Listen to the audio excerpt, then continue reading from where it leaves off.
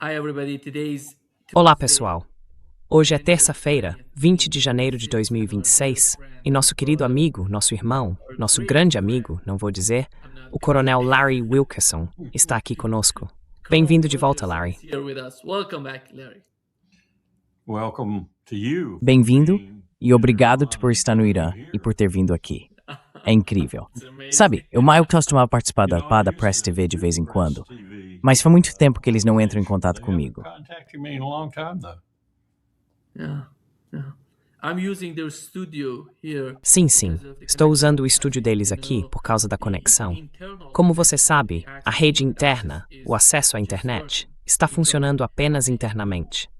Mas conectar-se ao exterior é difícil quando você não está em um lugar como a Press TV. Eles têm esse acesso. As pessoas comuns não têm. A maioria das pessoas na sociedade não tem isso por causa dessas manipulações externas, como você sabe, o que aconteceu na semana passada e na anterior. Larry, deixe-me começar com a realidade do que aconteceu aqui no Irã.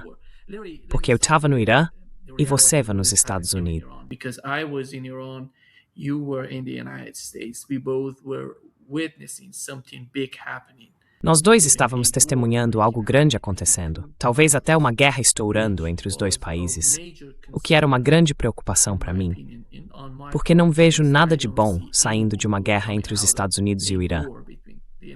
Não para ninguém, nem para os Estados Unidos, nem para o Irã, nem para a região. Qual é a sua avaliação, sua análise do que aconteceu e do que está acontecendo agora, considerando as políticas em relação ao Irã? É quase impossível entender qual é a estratégia, se é que existe alguma estratégia. Strategy, if there is any strategy whatsoever in the current US administration's mind. Na mente da atual administração dos Estados Unidos, ou melhor dizendo, nas mentes, você vê o poder de combate, grupos de batalha, de porta-aviões, o exemplo mais claro disso, avançando em direção à região. Pelo que parece, ao menos ouvi dizer que houve sondagens vindas de Teherã, respondidas por sondagens de Washington, sugerindo que deveriam retomar as negociações.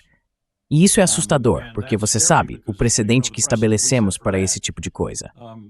Por outro lado, as operações de evacuação de não combatentes das áreas que o Irã poderia atacar, como Hadid ou algum outro lugar assim, Bahrein, pelo que entendi, foram encerradas, e elas realmente não retiraram muitas pessoas. Em alguns casos, não há tantas pessoas assim para retirar. Mas, no Bahrein, por exemplo, eu teria esperado que o quartel-general da frota e os locais de apoio ao redor tivessem sido evacuados. Places around it would have been evacuated. That's a very ripe target, if you will. Esse é um alvo muito tentador, por assim dizer, assim como Al-Yadid.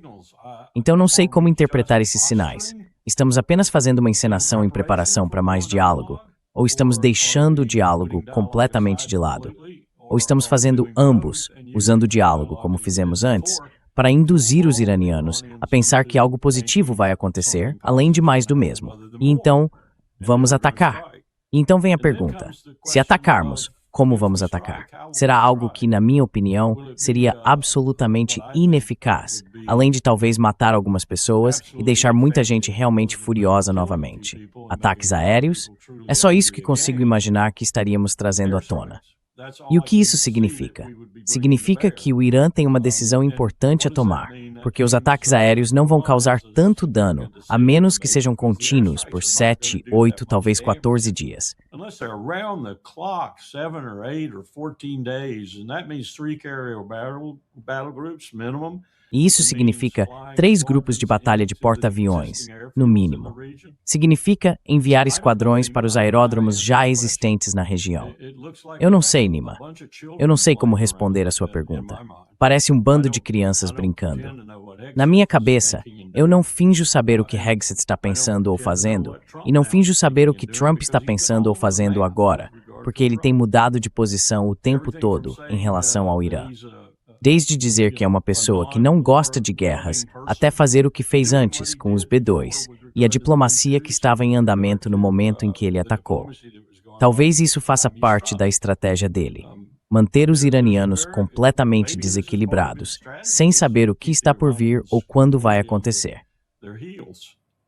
not to know what's coming or when it's coming. And then you got to factor in Netanyahu. You know, I was looking at E então, você tem que levar em conta o Netanyahu.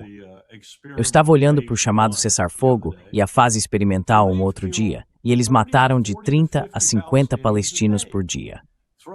Se incluir a Cisjordânia e a turbulência por lá, talvez perto de 100 por dia. Então, o que estamos entrando em termos de fase 2?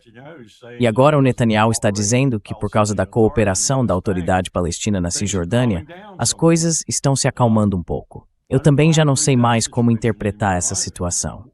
Estamos embarcando no que, para mim, parece uma missão tola com esse grupo de paz. Temos até pessoas recusando $1 bilhão, acho, para comprar um lugar no Conselho de Paz. Eu não sei, Nima. Eu nem sequer finjo saber o que está acontecendo nessa região hoje em dia.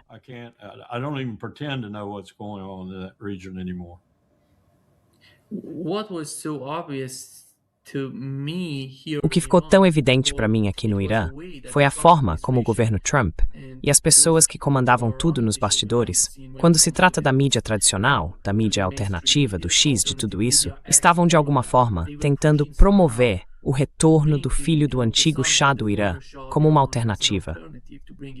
Diziam que esse seria o futuro do Irã, tentando convencer não apenas os iranianos, mas também os estados árabes da região de que essa seria uma boa opção para eles também. Mas não parece que alguém vá acreditar nisso. Eu suponho que essa também seja a estratégia de Netanyahu.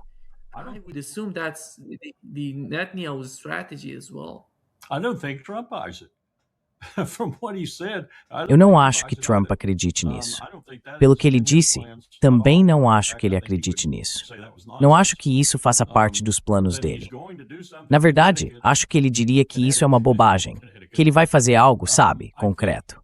Tenho quase certeza de que isso depende de Bibi Netanyahu. Não acho que Trump realmente queira uma guerra com o Irã. Acho que ele nunca quis. Penso que boa parte das ações dele é motivada pelo dinheiro de Miriam Adelson e, como consequência, por Bibi Netanyahu. Acho que ele provavelmente gostaria de chegar a algum tipo de acordo com o Irã que repercutisse pelos corredores do mundo e servisse como testemunho da nona guerra que ele impediu ou algo assim. Mas Bibi é o fator desconhecido nisso tudo. But Bibi is the unknown in this. I go back to my previous statements from which I have not. Volto às minhas declarações anteriores, das quais não me retirei. Bibi não vai descansar até atacar o Irã de forma significativa e provocar, em sua mente, uma mudança de regime, transformando o Irã em um estado vassalo de Israel. Porque é o único poder real, se desconsiderarmos a Turquia e os outros países árabes além do Egito. Se o Egito for um país árabe, e a Jordânia e outros. Se os desconsiderarmos, o único obstáculo para que Israel faça o que quiser, quando quiser, aos olhos de Netanyahu, é o Irã. E ele quer que o Irã desapareça, quer que seja um estado vassalo, quer que seja um estado submisso, ou se não for isso, então em ruínas, simplesmente desmoronando, em guerra civil, o que for. E não acho que Trump possa se afastar disso. And I don't think Trump can back away from that. So he's got that to do. Então, ele tem isso para lidar. Acho que isso, não sei se você leu sobre, mas essa atividade sísmica perto de Dimona, e algumas pessoas especulando na imprensa que pode ter sido um teste nuclear israelense de algum tipo. Pelo que entendi, foi a cerca de 20 metros de profundidade. Seria uma câmara e tanto. Mas não foi necessariamente descartado por Israel. Então, ou eles estão usando isso, ou de fato foi algo assim. E quem eles estão tentando ameaçar? Estão tentando ameaçar o Irã, ou estão tentando ameaçar Donald Trump? Netanyahu está usando a possibilidade de empregar armas nucleares como uma ameaça a Donald Trump. Tipo, se você não fizer isso, eu usarei uma arma nuclear. Se você não vier me ajudar a fazer isso de forma convencional, eu usarei uma arma nuclear.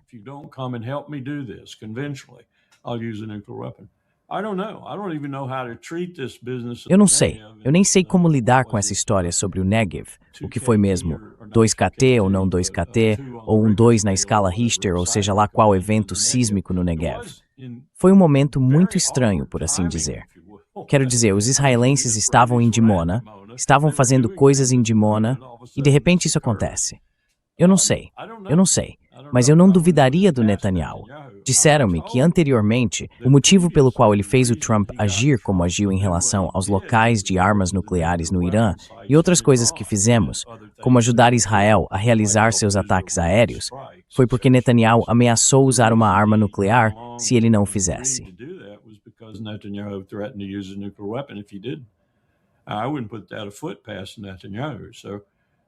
Eu não duvidaria nada do Netanyahu. Na minha cabeça, isso tem implicações perigosas, implicações nucleares. E espero estar errado. Espero que tenha sido apenas um evento sísmico, um pequeno terremoto ou algo assim. Mas isso me faz voltar àquela ideia. Acho que já conversei com você sobre isso uma vez. Se eu estivesse no Irã, teria feito uma arma nuclear. Eu teria construído uma e dito: aqui está. Certo, agora temos um impasse. Vamos parar com o que estamos fazendo. Estamos aqui para ficar. Você parece estar insinuando que também está aqui para ficar. Já não tenho tanta certeza disso. Mas eles não fizeram. Não fizeram. Então o Netanyahu sempre teve essa carta na manga.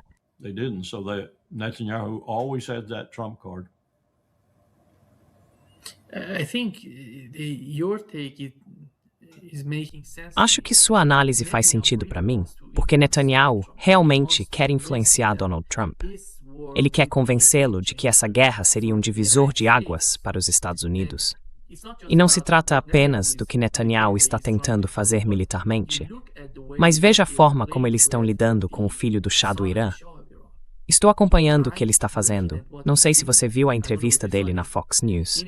Ele disse: é só atacar o Irã. Não importa se é Israel ou os Estados Unidos. Apenas vá e faça isso. É tudo sobre criar novas guerras, Larry. É tudo sobre começar uma nova guerra. E eles esperam que o resultado dessa guerra seja benéfico principalmente para Israel e depois para os Estados Unidos. O problema é que a realidade do que está acontecendo no Irã e o que se vê na mídia tradicional fora do Irã não são nem comparáveis, não chegam nem perto.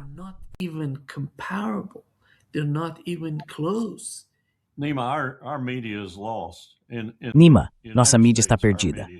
Nos Estados Unidos, nossa mídia está perdida. Ela é ou uma defensora incondicional, às vezes sem nem perceber, do governo, repetindo sua linha como se fosse uma oportunista, ou está completamente desconectada da realidade. E está, como já discutimos antes, completamente desconectada porque não tem mais editorias internacionais. Não há mais pessoas em campo. Fiquei interessado esta manhã ao ver um artigo no site do New York Times sobre a Venezuela, escrito por alguém que realmente conhece e já viveu na Venezuela. Eles o encontraram, acho que ele é russo, mas ele tem ido e voltado da Venezuela muitas vezes. Então ele escreveu um artigo para o Times esta manhã.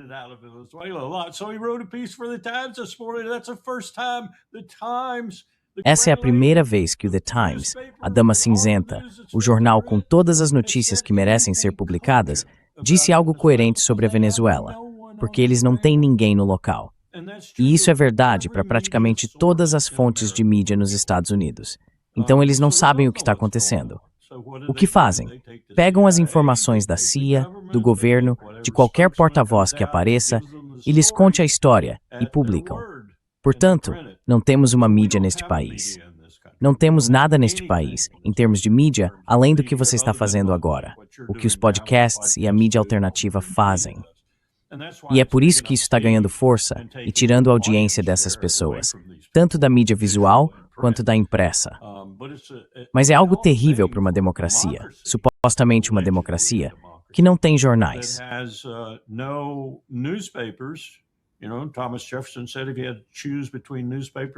Sabe, Thomas Jefferson disse que, se tivesse que escolher entre jornais e governo, ele escolheria os jornais.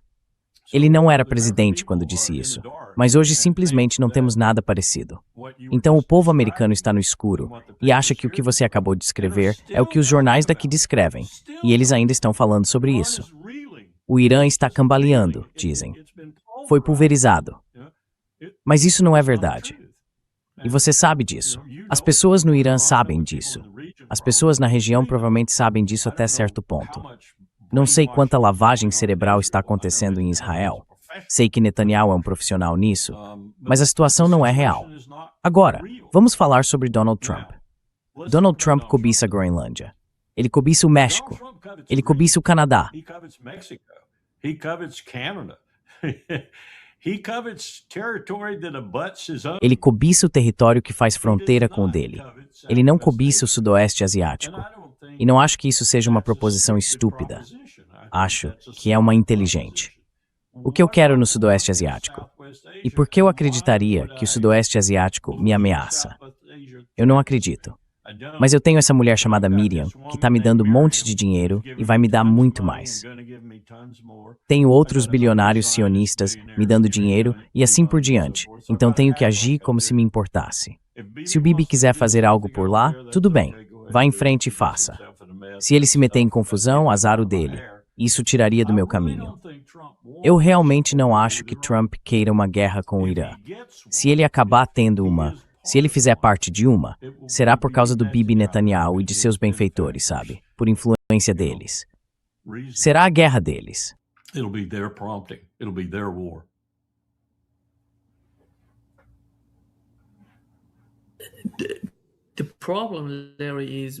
O problema, Larry, é que quando você vai tão longe com a propaganda contra o Irã, preparando o terreno para uma nova guerra, isso é extremamente perigoso. Porque qualquer pessoa no governo Netanyahu pode tomar uma decisão, fazer algo estúpido, e tudo pode sair do controle.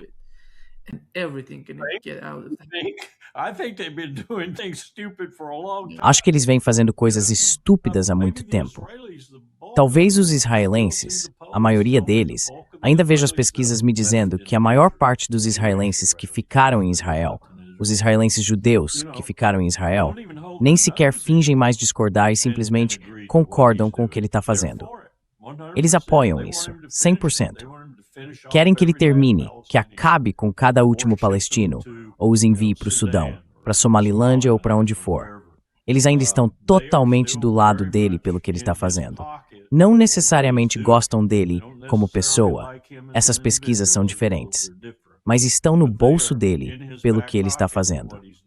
Sabe, eu poderia dizer algo realmente chocante, e vão me chamar de antissemita, mas eles merecem tudo o que recebem, porque é isso que querem. Eles querem a matança, querem o derramamento de sangue.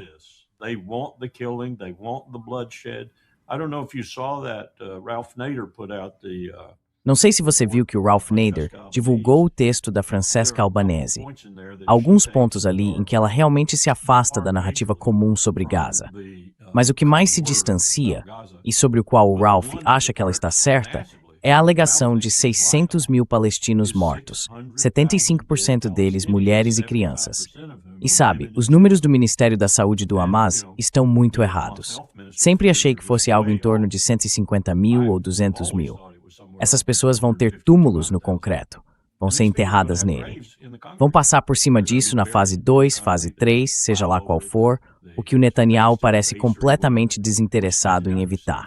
Gaza vai se tornar outra parte de Israel, com todos esses mortos sob 6 metros de concreto. E o Donald Trump vai declarar que foi mais uma guerra na qual ele negociou a paz.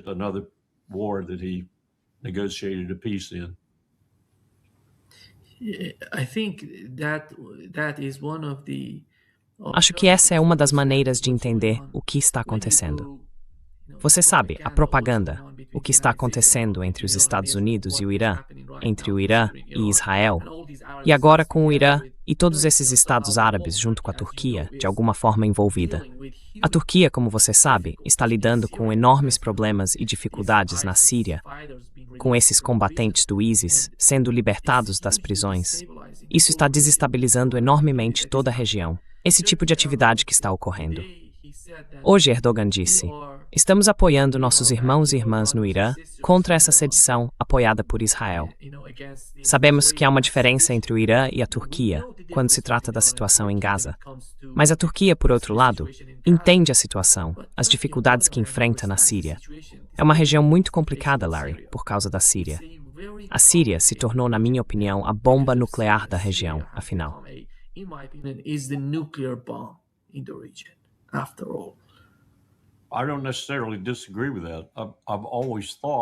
Eu não discordo necessariamente disso.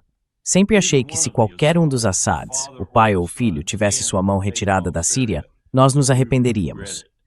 Como fizemos, por exemplo, em um sentido mais limitado, mas ainda assim sangrento, na Líbia, quando tiramos a mão de Gaddafi da Líbia.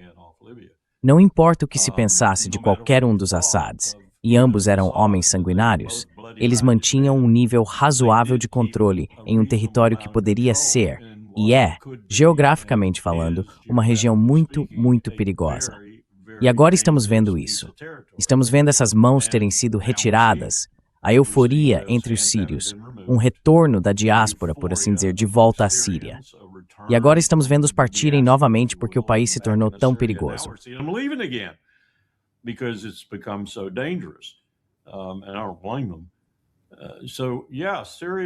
E eu não os culpo. Então sim, a Síria sempre foi um componente perigoso no sudoeste asiático, posicionada como está entre o Líbano e seus problemas, e o Irã e sua relativa solidez, sendo usada por ambos os lados para perturbar o outro. E agora estamos vendo o que acontece quando a mão forte é retirada. De forma alguma estou tentando defender Assad ou pessoas como ele, Gaddafi e outros. Mas se você não tem um plano melhor para o que vai acontecer após a remoção desse tipo de regime, pense em Tito na Iugoslávia, por exemplo. E pense no que aconteceu com a Iugoslávia depois que a Guerra Fria terminou, quando os freios foram soltos e Milosevic assumiu. É esse tipo de coisa que acontece.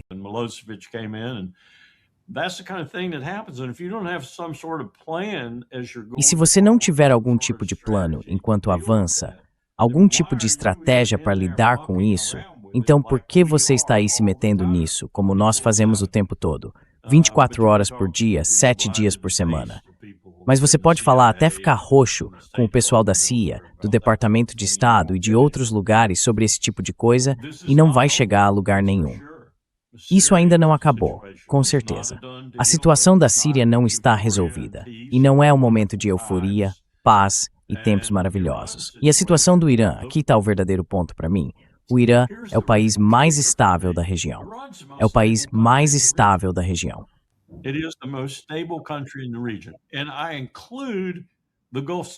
E eu incluo os estados do Golfo nisso. O Irã é tão democrático quanto os Estados Unidos. Talvez tenha uma abordagem diferente, mas tem um parlamento, e o parlamento realmente tem poder. Seus membros são eleitos.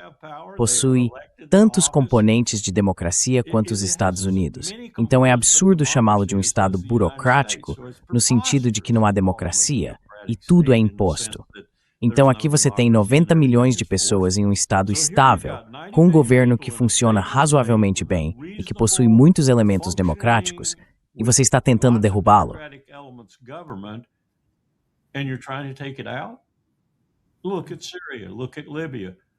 Olhe para a Síria, olhe para a Líbia, olhe para quase qualquer lugar onde fizemos isso.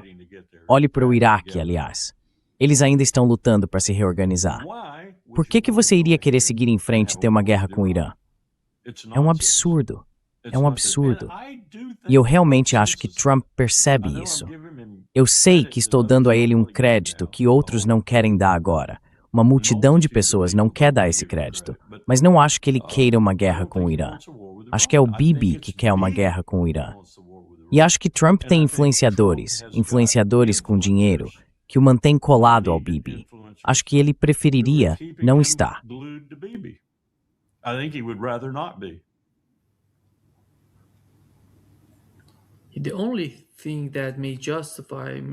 A única coisa que talvez justifique ou torne a situação compreensível é o motivo pelo qual Israel quer desestabilizar. Sabe, a Líbia sob o comando de Gaddafi não era tão radical, certo?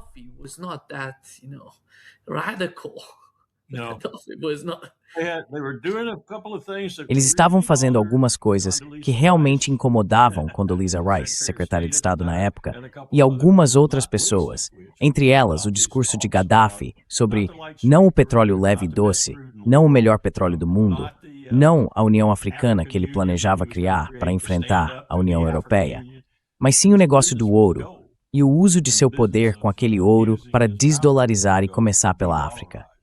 Acho que isso nos assustou, assim como está nos assustando agora.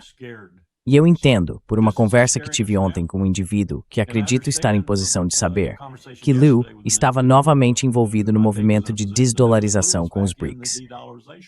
Ele é o principal BRIC, por assim dizer. E me disseram que ele havia se afastado disso por causa das ameaças que fizemos a ele, ou contra ele, e agora está envolvido novamente. or to him, and now he's back in it again. This will never go anywhere without China being a major component. Isso nunca vai a lugar nenhum sem que a China seja um componente importante disso, seja nos bastidores ou no centro. E eles não querem fazer isso. Mas reparem em todos os líderes que estiveram em Pequim ou que estão indo para lá, justamente nesse momento em que Trump quer a Groenlândia e assim por diante. Não há melhor indicador de quem é a potência número 1 do mundo do que esse grupo de líderes indo a Pequim para prestar homenagem a Xi Jinping e negociar o que puderem com ele, porque eles veem o que está por vir. O império já não é mais o centro econômico, a Meca, que um dia foi. E embora ainda tenhamos muito poder no mundo econômico, e ainda possamos exercer bastante pressão com nossas sanções e afins, a China é o verdadeiro país de destaque no mundo de hoje. Analog reportalik we still in essence. In the world today, the real growing economic power. So more and more leaders are going there. Então, cada vez mais líderes estão indo para lá. Isso significa que parte da consolidação de Trump, por assim dizer, sob a estratégia de segurança nacional que eles divulgaram recentemente, está focada em última instância em uma guerra com a China. Ou pelo menos em considerar o que é preciso fazer para se preparar para essa guerra. Sim, está. E isso é assustador? Sim, é. Porque não vai ser algo simples. Nós vamos perder e vamos recorrer ao nuclear. Esse é o meu resumo de tudo isso. Mas o Sudoeste Asiático não está, voltando ao meu ponto, eu não acho que esteja na agenda de Trump, exceto na medida em que Bibi o coloca lá. O Irã, quero dizer, de verdade, é a última promessa que ele ainda não cumpriu. Ele acredita que cumpriu tudo o que prometeu. Ele está destruindo os palestinos.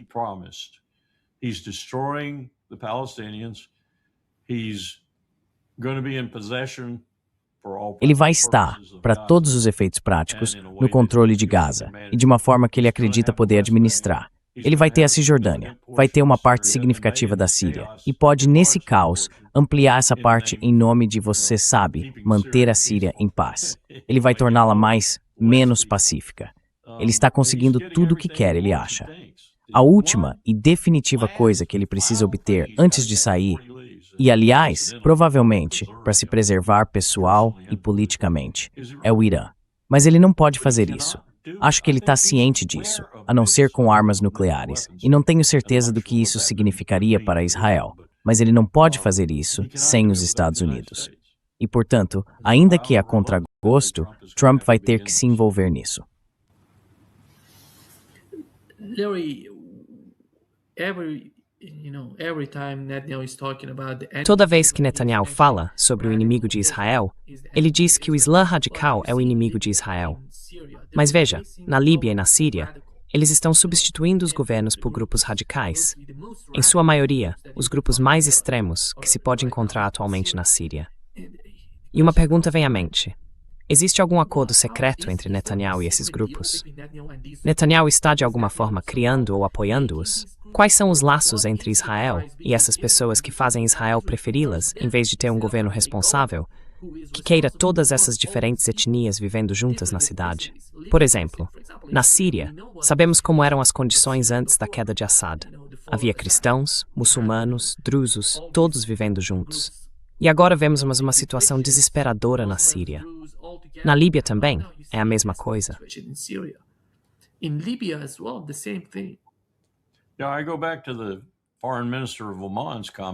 Sim, volto aos comentários do ministro das Relações Exteriores de Lamont, de que o verdadeiro problema no Levante e também no Sudoeste Asiático é Israel. E não há dúvida na minha mente de que se Netanyahu achasse que a situação saiu tanto do controle, ele poderia entrar na Síria por terra. Ele não precisa voar para chegar à Síria. Ele já está lá. Não há dúvida na minha mente de que, se chegasse a uma situação em que ele pudesse retratar a Síria como uma ameaça perigosa, ele estaria em Damasco, e os tanques estariam com ele. Isso faz parte do plano dele. Isso faz parte do motivo pelo qual estamos vendo essa desestabilização da Síria novamente? Pode ser. Eu não duvido de nada vindo do Bibi. Eu não duvido de nada dele. Ele não ficará satisfeito até que a Síria esteja mais ou menos neutralizada como uma possível ameaça a Israel. Ou em combinação com outros, para formar uma ameaça. e até que o regime no Irã tenha caído.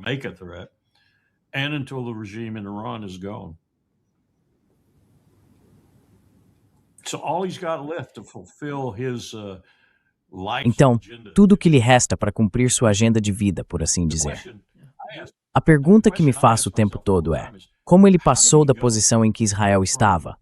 Por exemplo, em relação ao Irã, quando o usávamos como intermediário para lidar com a guerra Irã-Iraque, para a posição em que está hoje? Será que tudo isso é fruto de seu gênio estratégico, que cria inimigos do nada para transformá-los em obstáculos ao que ele e o grupo do grande Israel desejam? Ou é apenas oportunismo? Não sei.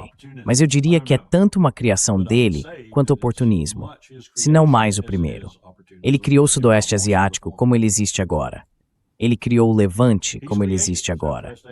E ele fez com que o ministro das Relações Exteriores do país mais benigno da região fizesse um comentário dizendo que o verdadeiro problema na região é Israel.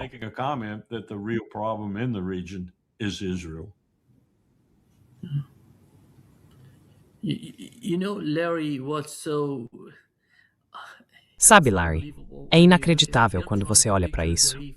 Eles estão tentando pintar Zarif como um traidor do Irã. Não sei se você ouviu os boatos que estão espalhando que Zarif estaria supostamente conversando com o filho do antigo Shah do Irã, preparando tudo, passando a mensagem para o ex-presidente Rouhani. O nível a que estão chegando para difamar Javad Zarif é inacreditável. Está fora de controle. Parece-me que querem dizer que há fraturas acontecendo dentro do governo aqui no Irã. E eles simplesmente não entendem.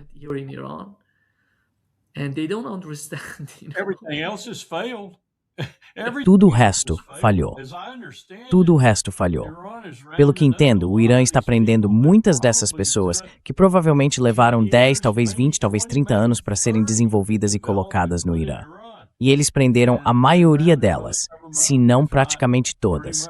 Então, quero dizer, eles estão ficando desesperados. Eles estão ficando desesperados.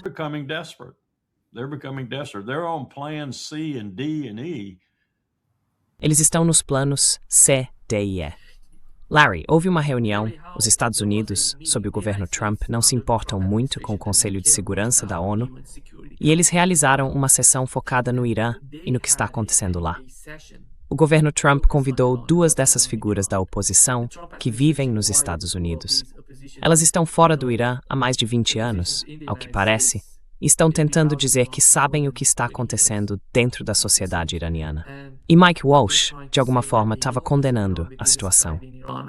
Mike Waltz was somehow condemning the situation. He even mentioned, the situation with the... Ele até mencionou a situação com a embaixada americana no Irã após a Revolução. Ir tão longe, falar disso, e vimos a reação da Rússia e da China, e do governo britânico apoiando os Estados Unidos, enquanto Rússia e China se opuseram aos Estados Unidos. Como é que a ONU, de repente, se tornou tão importante para os Estados Unidos durante o governo Trump?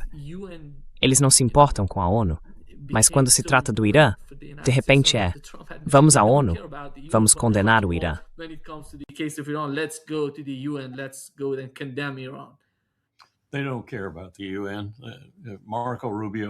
Eles não se importam com a ONU. Marco Rubio não dá a mínima para a ONU. Os Estados Unidos realmente não têm se importado muito com a ONU há algum tempo, porque ela deixou de ser tão maleável. Guterres é certamente o nosso homem, e transformou a ONU em uma organização que, por exemplo, reconheceu a operação criminosa que está acontecendo em Gaza neste momento.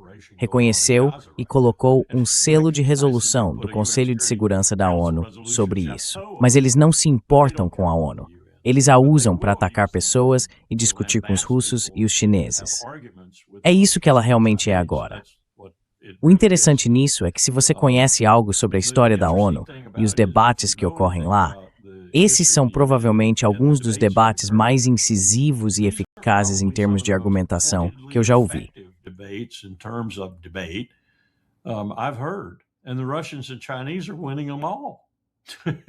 E os russos e chineses estão vencendo todas.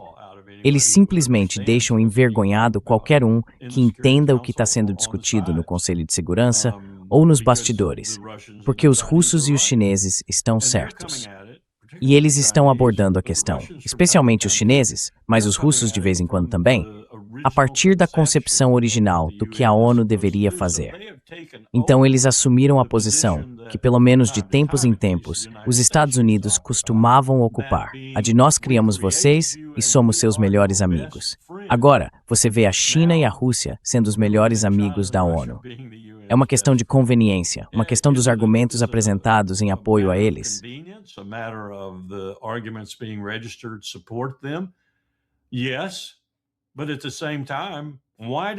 Sim, mas ao mesmo tempo, por que os argumentos os apoiam?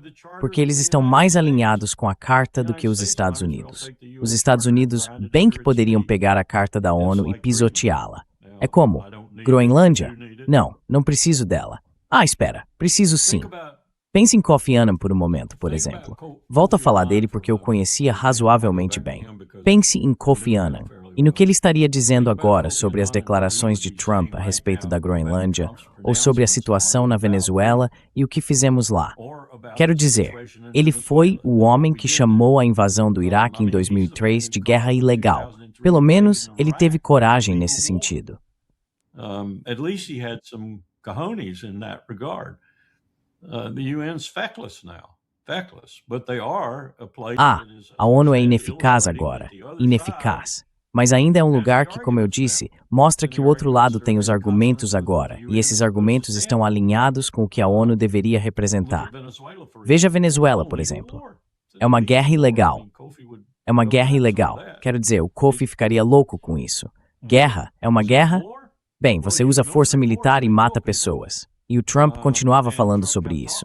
Sabe, o que é uma guerra e o que não é uma guerra. Você mata pessoas, usa o exército. Isso é pelo menos uma ação militar. E também foi inconstitucional, porque não houve permissão do Congresso para fazê-lo. Agora somos um Estado sem lei, internacionalmente, e estamos rapidamente nos tornando um Estado sem lei internamente. Pergunte a algumas daquelas pessoas em Minnesota e Oregon, e elas dirão que é um Estado sem lei.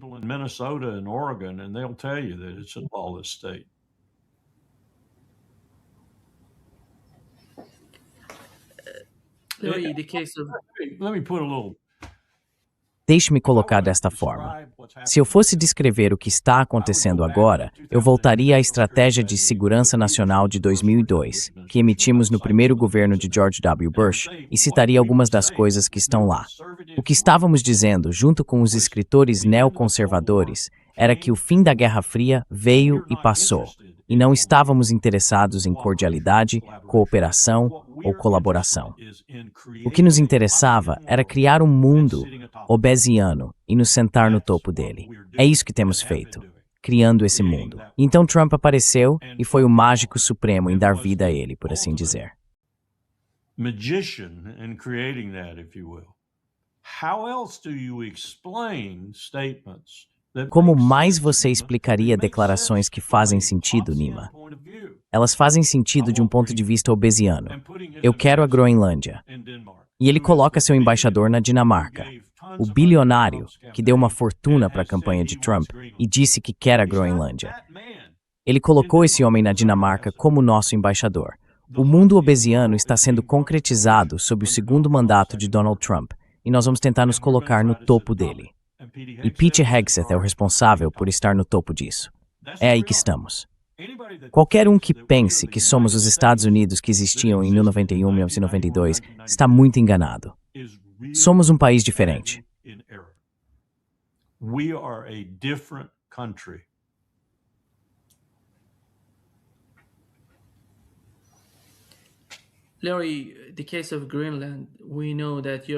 Larry, no caso da Groenlândia, sabemos que a Europa está muito preocupada com a posição dos Estados Unidos e com seu principal objetivo ali.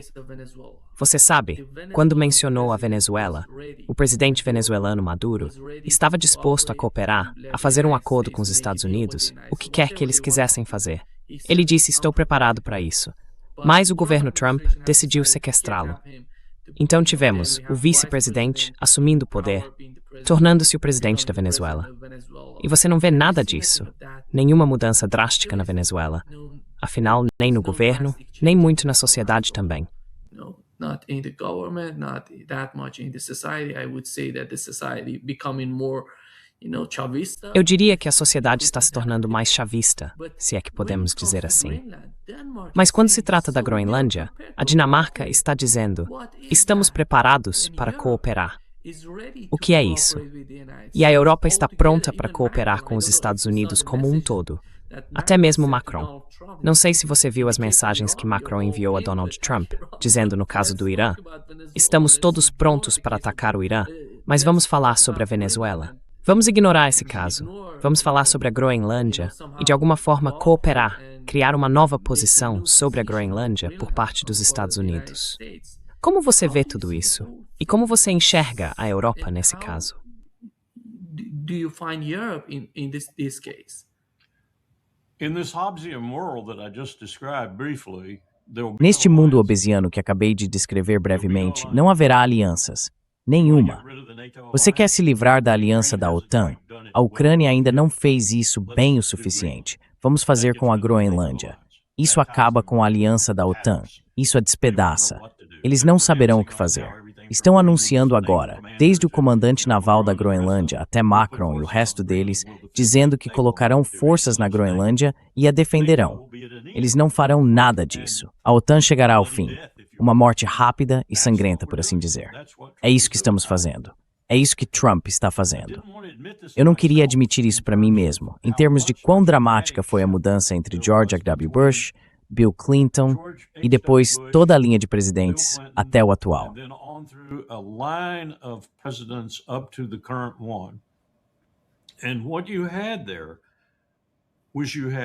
E o que aconteceu ali foi que Israel e os sionistas se uniram para derrotar H.W. Bush, chegando até a ajudar Ross Perot, o homem que tirou alguns votos dele na época, mas influenciando significativamente a eleição para que Bill Clinton pudesse assumir. Cada presidente, de Bill Clinton em diante, tem sido uma ferramenta desse grupo globalista neoconservador. Você sabe, o coronel McGregor gosta desse termo. Eu o chamo de parte do Estado profundo oligárquico, e há diferentes facções dentro dele, mas eles se consolidaram em termos da pressão que exerceram e dos discípulos que fizeram desses presidentes, de forma voluntária ou não, consciente ou não.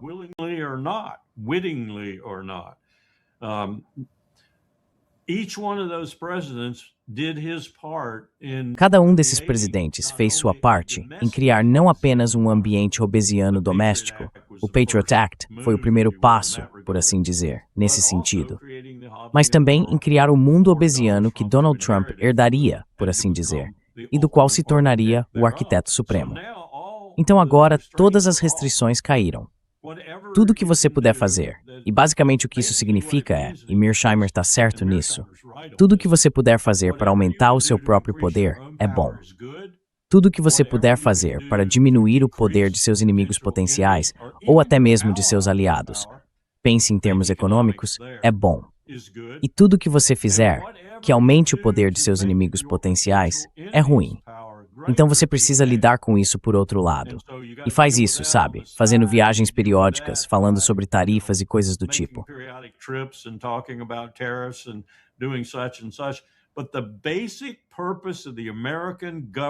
Mas o propósito básico do governo americano hoje, sob Donald Trump, é continuar o que Bill Clinton começou. Ou seja, criar um mundo hobbesiano sobre o qual possamos nos sentar. É isso, um império continental com um componente marítimo que está encolhendo. E não se constrói um império continental maior, adquirindo ativos no exterior. Adquirem-se ativos que estão próximos, que talvez até possam ser vistos como parte do próprio império. Groenlândia, México, Canadá, América do Sul, em última instância. Consolida-se o hemisfério, e isso se torna o seu refúgio nesse mundo obesiano. É realmente algo meio elegante, se você pensar bem. Eu não quero atribuir elegância a Donald Trump, mas eu preciso lembrar que há muitos bilionários por trás dele, e nem todos são cidadãos dos Estados Unidos.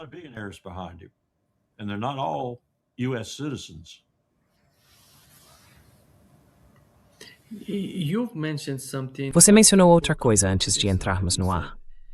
Você disse que existência de armas nucleares, de alguma forma, torna toda a situação diferente. Sim. Qual é o seu ponto de vista? My point is when someone argues, for example, as I just Meu did, ponto é o seguinte: quando alguém argumenta, como eu acabei de fazer, e como outros já fizeram de forma muito mais eloquente e detalhada, todos os exemplos imperiais que apresentam, especialmente os historiadores, dizem: veja, a China fez isso, a Rússia fez aquilo, a França, a Espanha e a Grã-Bretanha fizeram isso. E a China e a Rússia ainda estão por aí, mas a França, a Grã-Bretanha e a Espanha não têm mais império. Portanto, é preciso ser como a França, a Rússia e a China para manter um império. Todos esses são argumentos baseados na história, em impérios passados. Eles esquecem a característica mais marcante de todas no mundo de hoje.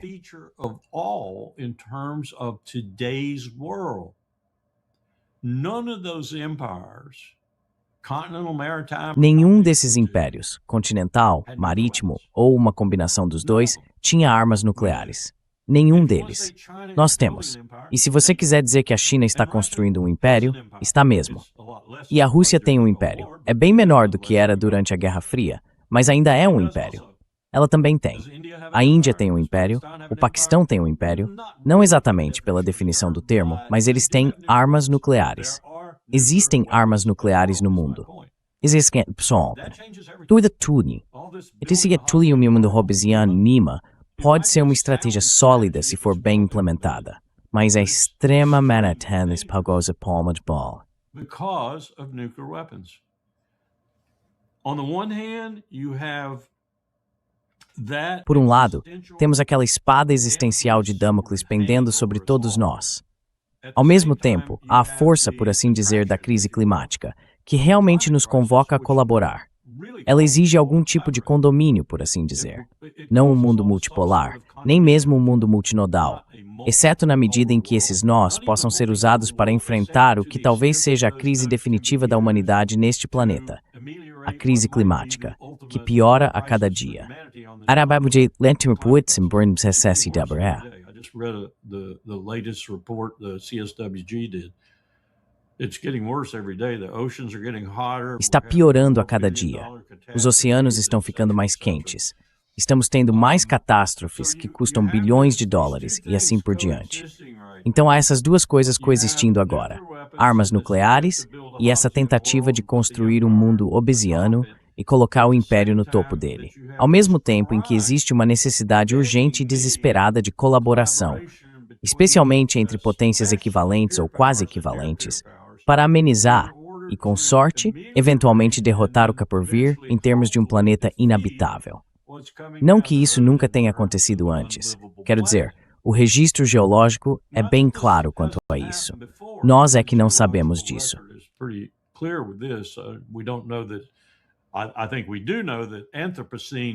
Acho que sabemos que o antropoceno significa algo diferente. Antropoceno significa humanos. As pessoas fizeram isso, ou pelo menos tiveram parte nisso. Antes, era apenas a natureza, por assim dizer. Era natural, estava acontecendo. E não havia muitas pessoas por aí naquela época. Haverá 10 bilhões de pessoas até meados do século, e não dá para fazer isso. Não dá para mover continentes e ter o aumento do nível do mar e assim por diante, sem muita morte. Então temos essa coincidência de uma ameaça nuclear no curto prazo, que está piorando, e um país que quer tornar o mundo terrivelmente caótico e se sentar no topo desse caos, enquanto ao mesmo tempo há necessidade de todos trabalharem juntos para nos salvar.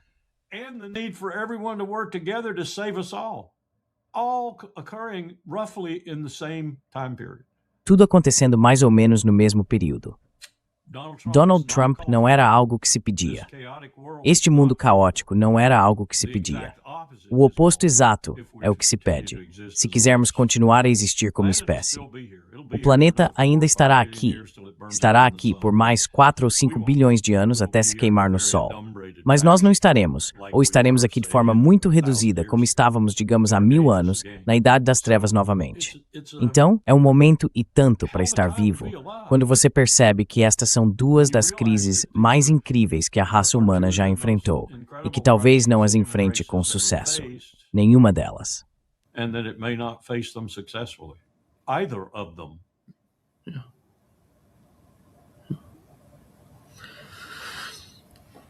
Thank you so Sim, much. muito obrigado, Larry, por estar conosco hoje. Um grande prazer, como sempre. As always. You stay safe. Fique em segurança. You know, Claro. Sabe, aposto que ainda há alguns daqueles agentes do Mossad por aí, pelo menos alguns deles. Obrigado, Larry. Debrief. Soon. Tchau, se cuida.